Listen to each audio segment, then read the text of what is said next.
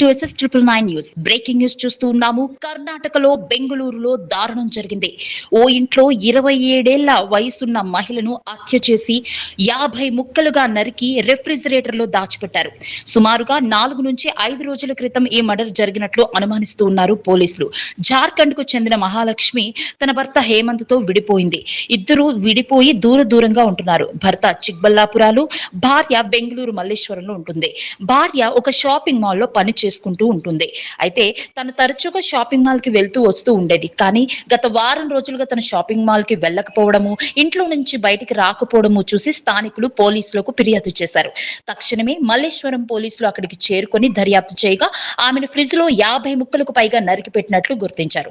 ఇది బెంగళూరులో చోటు చేసుకుంది. అత్యంత దారుణమైన మర్డర్ గా కన్సిడర్ చేస్తూ ఉన్నారు అక్కడి పోలీసులు.